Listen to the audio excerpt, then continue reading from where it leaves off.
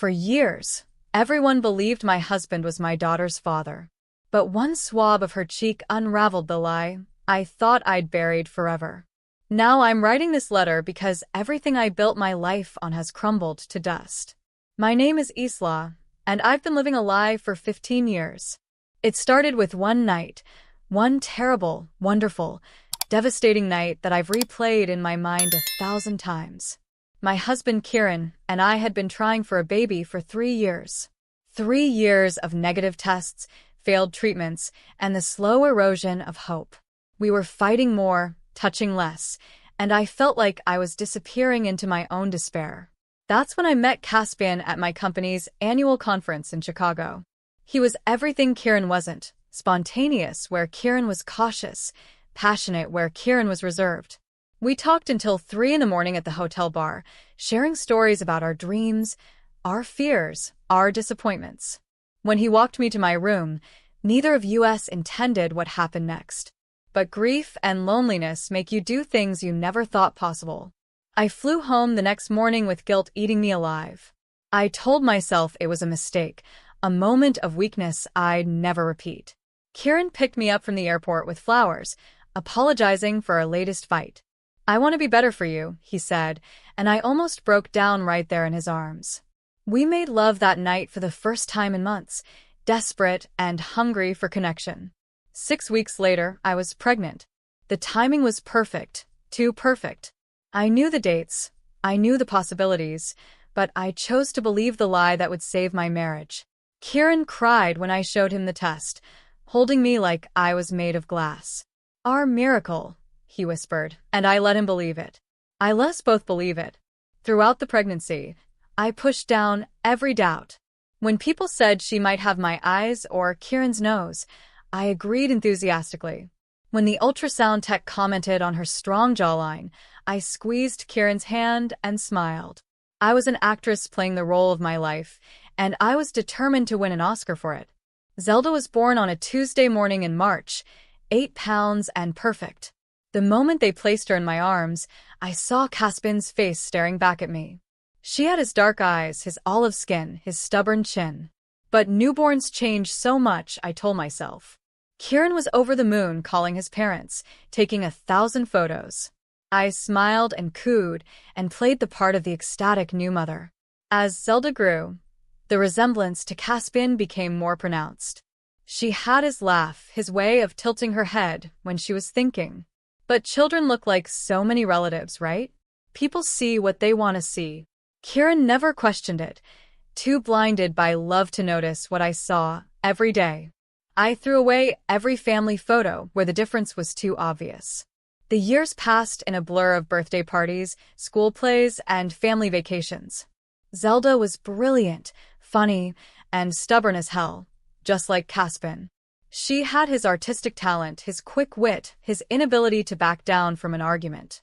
Sometimes I'd catch Kieran looking at her with confusion, like he was trying to solve a puzzle, but he'd always shake it off.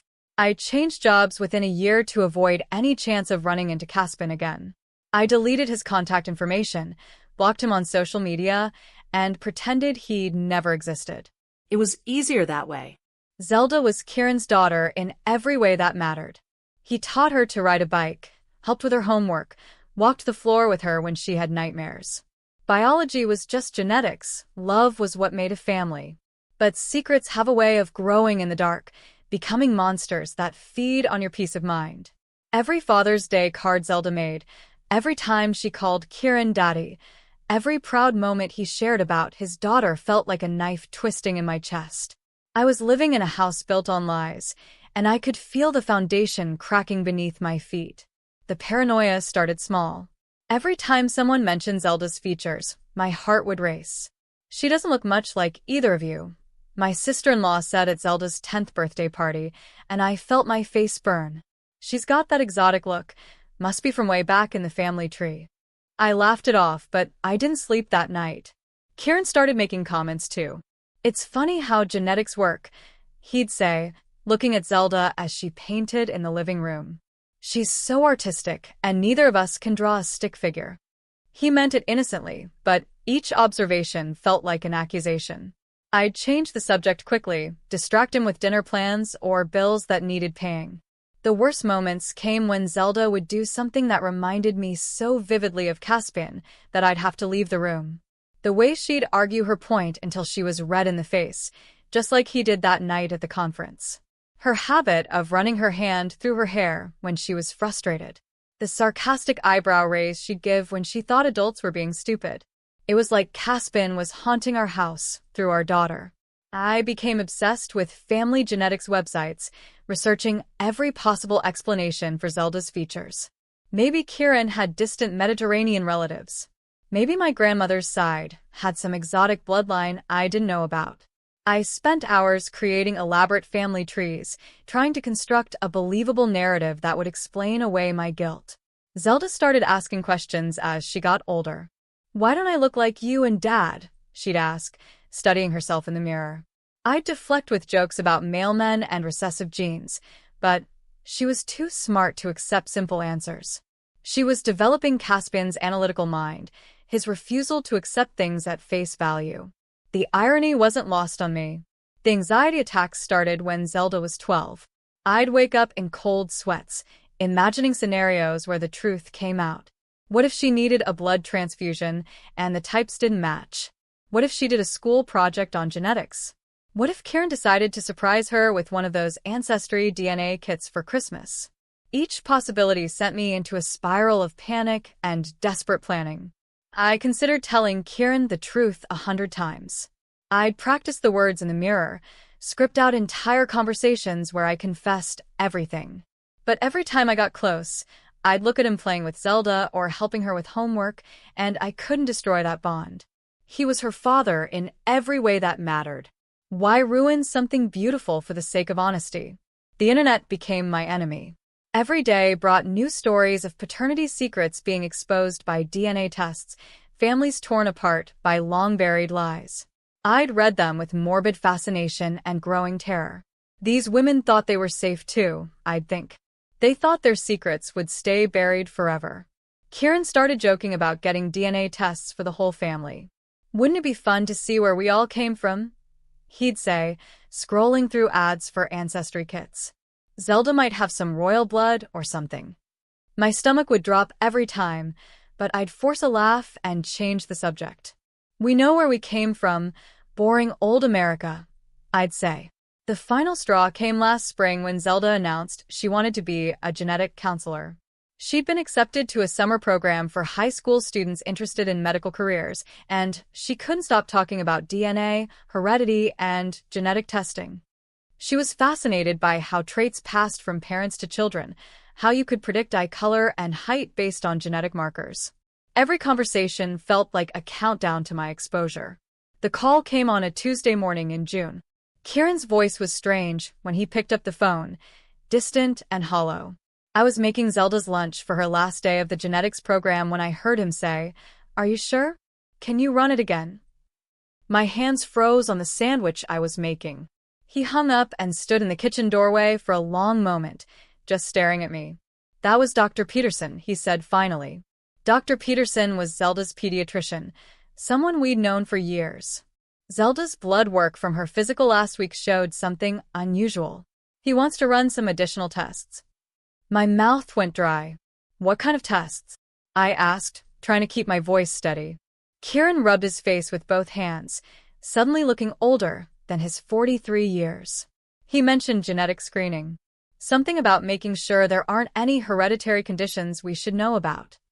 That afternoon, after Zelda left for her program, Kieran sat me down at the kitchen table. "Isla, I need to ask you something, and I need you to be completely honest with me." His voice was calm, but his hands were shaking. "Have you ever had any doubts about Zelda's paternity?" The question hung in the air like smoke. I could have deflected again, made a joke, acted offended. Instead, I heard myself say, "Why would you ask that?" It wasn't a denial, and we both knew it. "Because I've been thinking about it for years," he said quietly. "The way she looks, the way she acts, her talents that came from nowhere." I told myself I was being paranoid, that love was more important than biology. But then today, when Dr. Peterson mentioned genetic testing, he trailed off, studying my face. I wanted to lie. God, how I wanted to lie. But 15 years of guilt came crashing down on me all at once. Kieran, I whispered, and he knew. He knew before I said another word. Who? He asked, his voice barely audible. Caspian Rodriguez. From the Chicago conference. It was one night, and I was so lonely and we were fighting so much. The words tumbled out like water through a broken dam. I never meant for it to happen. I never saw him again. I thought I could live with the secret. Kieran stood up slowly, walked to the window, and stood there for a long time with his back to me. When he finally spoke, his voice was cold and steady. 15 years, Isla. 15 years you let me believe she was mine. She is yours, I said desperately. Biology doesn't change the fact that you're her father. You raised her, you love her, She has the right to know. He cut me off. And I have the right to know. We're doing a paternity test. That weekend, while Zelda was at a friend's house, Kieran swabbed both their cheeks and sent the samples to a lab. We didn't speak for 3 days while we waited for the results. The silence in our house was suffocating. The results came back on Thursday. 99.97% probability that Kieran was not Zelda's biological father. We sat at the same kitchen table where I'd confessed, staring at the papers that destroyed our family. I need to find him, Kieran said finally. Caspian Rodriguez. Zelda deserves to know who her real father is. That's when I told him the second secret I'd been keeping. The one that made the first seem almost innocent by comparison. You can't find him, Kieran, I said, my voice cracking. Caspian Rodriguez died in a car accident 7 years ago. I know because I've been following his life online this whole time. I never stopped caring about him. The look on Kieran's face when I told him about Caspian's death was something I'll never forget. It was beyond betrayal, beyond hurt. It was the complete shattering of everything he thought he knew about me, about us, about our life together. He didn't say a word. He just got up from the table and walked out of the house. He didn't come back that night. Or the next. Zelda kept asking where he was, and I made up excuses about work trips and family emergencies. But she was too smart, too observant. She could feel the tension crackling in the air like electricity before a storm. When Kieran finally returned, he had papers with him. Divorce papers. I can't do this anymore, Isla, he said. I can't look at Zelda without seeing your lie. I can't look at you without wondering what else you've been hiding. What about Zelda? I asked, my voice breaking. Are you going to tell her? She's 15 years old. She has a right to know the truth about where she came from. He sat down heavily, looking exhausted. But her biological father is dead, which means I'm the only father she's ever known. I won't abandon her because of your choices. The conversation with Zelda was the hardest thing I've ever done. We sat her down on a Sunday evening, both of us trying to hold it together for her sake. Kieran let me tell her, which was more grace than I deserved. Sweetheart, there's something we need to tell you about your biological father. I began, and I watched her face change from curiosity to confusion to something approaching fear. She took it better than I expected and worse than I hoped. She didn't scream or cry or run to her room. She just sat there, processing, asking practical questions about genetics and medical history. So that's why I'm good at art, she said finally. It wasn't some random talent. But later that night, I heard her crying through her bedroom door. Not the dramatic tears of a teenager, but the quiet, devastating sobs of someone whose entire identity had just shifted beneath them. The divorce was finalized 6 months later. Kieran kept his word about Zelda. He maintained a relationship with her, still called himself her father, still showed up for school events and birthdays. But something fundamental had changed between them. She was more careful with him now, less spontaneous with her affection. What I didn't expect was Zelda's reaction to me. She became distant, analytical, studying me like I was a specimen under a microscope. How long were you going to keep lying? She asked me one evening as I made dinner. If the DNA test hadn't happened, would you have taken this secret to your grave? I couldn't answer, because we both knew the truth. Yes, I would have. The worst part came 3 months after the divorce was final. Zelda had been researching Caspian online, piecing together information about her biological father. She came home from school one day with a strange look on her face. "Mom," she said, dropping her backpack by the door. "I found some interesting information about Caspian Rodriguez." My blood ran cold. "What kind of information?" She pulled out her phone and showed me a social media post from Caspian's sister. It was a memorial post from the anniversary of his death, and it mentioned something I thought I'd never have to face. Caspian had been married. He had a wife and 2 other children, Zelda's half-siblings. Children who were alive and living just 2 states away. His sister posted about a family reunion last month, Zelda said, her voice eerily calm. She mentioned how much they missed Caspian and how they wished his unknown daughter could have been there to meet the family. I stared at the phone screen, my legs going weak. "How did she know about you?" Zelda's smile was cold, so much like Caspian's when he was making a point. "Because I reached out to them 6 weeks ago. I told them who I was and sent them pictures." The family resemblance was pretty obvious. "Zelda, you can't just. They want to meet me," she continued. "Caspian's wife, my stepmother, says I'm welcome anytime. My half-brother and half-sister are excited to have another sibling. They're planning a visit next month." I sank into a chair, realizing that my 15-year-old daughter had just rewritten our entire family dynamic without consulting me. She'd taken control of her own narrative in a way that was both impressive and terrifying. "There's one more thing," Zelda said, sitting down across from me. "Caspian's wife told me something interesting. She said Caspian came home from a business conference once years ago and seemed different. Distracted. He mentioned meeting someone special, someone he connected with in a way he hadn't expected." My heart stopped. She always wondered if something happened that night. If maybe he'd met someone who made him question everything. Zelda's dark eyes, Caspian's eyes, stared into mine. She says she forgave him years ago for whatever it was, but she always wondered if there were consequences. The room felt like it was spinning. Not only had I destroyed my own family with my lies, but I'd potentially damaged Caspian's marriage too. Even from the grave, the consequences of that one night kept rippling outward. "They don't blame you," Zelda said quietly. "Caspian's family. They're actually grateful. They said knowing about me helps them understand the melancholy Caspian carried in his last years. Apparently, he'd become withdrawn, almost like he was carrying some kind of secret." I realized then that Caspian had been living with the same guilt I'd carried. Maybe he'd suspected Zelda might be his daughter. Maybe he'd spent years wondering, questioning, carrying the weight of that possibility. Zelda stood up and headed toward the stairs, then paused. "I'm going to visit them next weekend. Dad, Kieran, is driving me there. He says it's important for me to know all sides of my heritage." "Zelda, wait." I called after her, but she was already halfway up the stairs. "By the way, Mom," she said without turning around, "Caspian's sister says I have his eyes, his stubborn streak, and his inability to let sleeping dogs lie." She disappeared into her room, leaving me alone in the kitchen with the wreckage of my choices spread out before me like broken glass.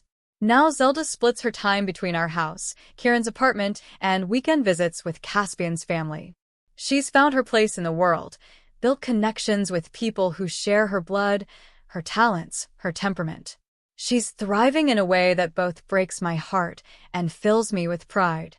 But I'm alone now with the truth I tried so hard to bury. Kieran has started dating someone new, a woman who doesn't carry the weight of 15 years of lies.